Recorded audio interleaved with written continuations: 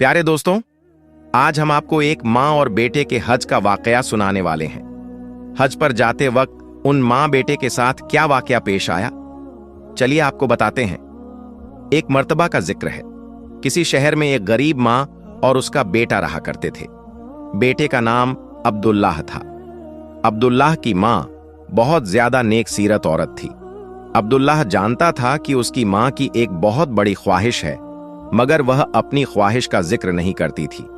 लेकिन उसने बचपन में वह ख्वाहिश सुनी थी। जब वह छोटा था तो उसकी माँ कहा करती थी कि मेरा अब्दुल्लाह मुझे हज करवाएगा।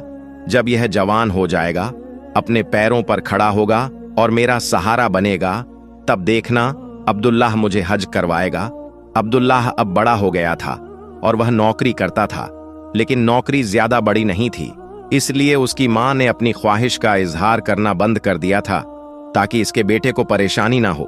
लेकिन अब्दुल्लाह ने तो अज़म बांध रखा था कि वह अपनी माँ को एक दिन हज जरूर करवाएगा।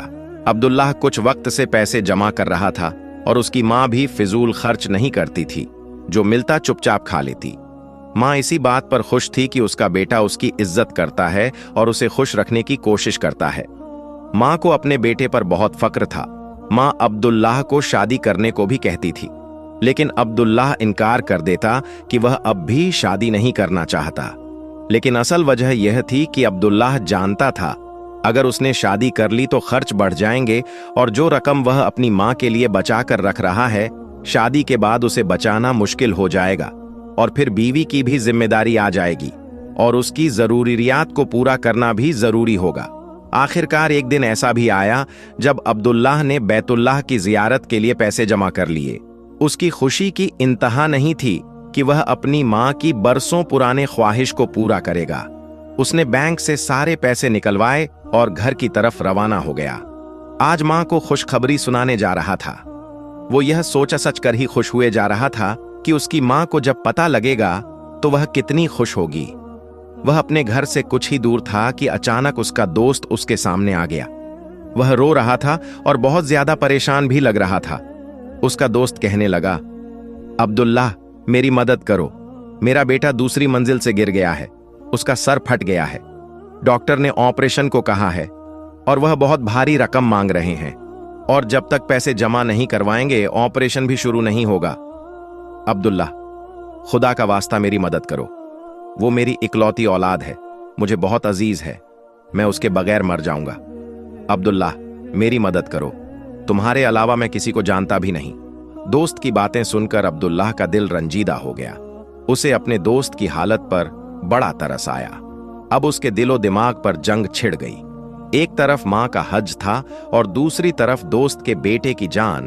उसने अपनी पूरी जिंदगी लगा दी थी यह पैसे जमा करने में। वह सोच रहा था, मैं क्या करूं, कि अचानक माँ की आवाज कानों में गूंजी। वो आवाज ये थी, अब्दुल्लाह, जब कोई तुम्हारे पास कोई मदद को आए तो मदद करने से गुरेज ना करना। अल्लाह पाक मदद करने वालों को बहुत पसंद करता है और अल्लाह पाक किसी का एहसान नहीं तुम्हें वापस करेगा। अब्दुल्लाह ने उसी लम्हे अपने दोस्त की मदद करने का फैसला कर लिया और अपनी जेब से पैसे निकालकर दोस्त को दे दिए। दोस्त उसका ढेरों शुक्रिया अदा रखता। तुम जो दोगे अल्लाह 10 गुना बढ़ाकर करता हुआ अपनी मंजिल की तरफ निकल गया और अब्दुल्लाह अपने घर की तरफ घर पहुंचा तो उसका चेहरा उदास था, लेकिन उसे खुशी तो थी कि वह अपने दोस्त के काम आ सका। लेकिन उसे दुख इस बात का था कि वह अपनी माँ की ख्वाहिश पूरी ना कर सका। माँ ने परेशानी की वजह पूछी तो वह टाल गया। ईशा की नमाज पढ़ने के बाद अपने रब की बारगाह में बहुत रोया। ऐ अल्लाह, तू तो मेरे दिल का हाल जानता है।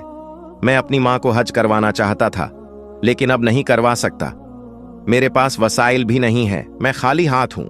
मैं नहीं जानता मेरा और मेरी माँ का साथ कितने वक्त का रह गया है, लेकिन मैं चाहता हूं कि तू मेरी माँ को सब्र अता कर दे।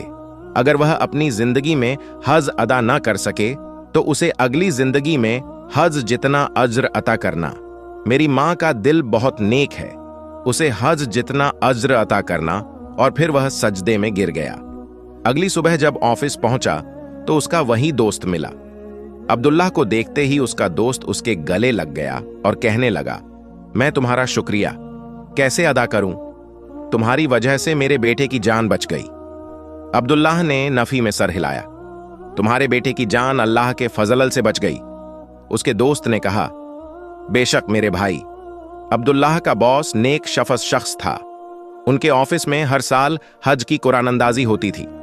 जिन 2 बंदों का नाम निकलता तो उन्हें हज पर भेजा जाता।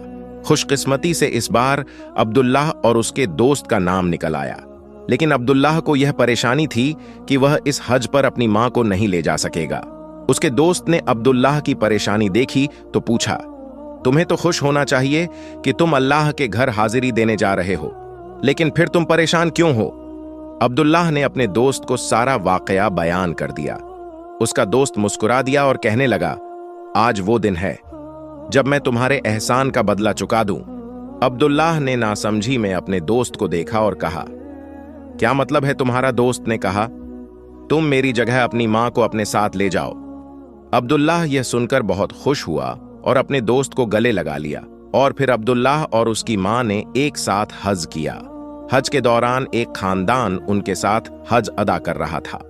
उन्होंने देखा अब्दुल्लाह अपनी मां का बेहद ख्याल रख रहा है।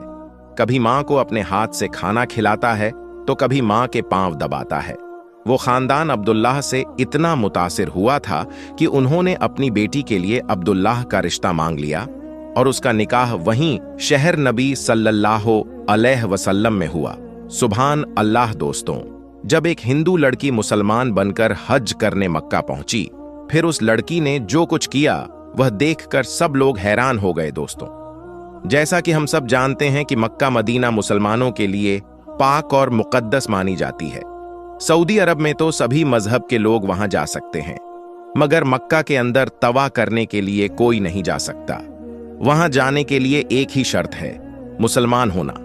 लेकिन फिर भी कुछ लोग ऐसे होते हैं जिन्हें जिस चीज से मना किया जाता है वह लोग वही काम करते हैं, क्योंकि काफिर को मक्का के मस्जिदुल हराम में आना मना है। और अब एक ऐसी खबर आ रही है कि एक हिंदू लड़की मक्का पहुंची तो उसके साथ क्या हुआ। दोस्तों, हिंदुस्तान से लाखों मुसलमान हर साल हज करने के लिए जाते हैं। दोस्तों, सऊदी अरब में रहने वाली एक हिंदू लड़की जिसका नाम संगीता है, वह सऊदी अरब में ही एक कंपनी के लिए काम करती है।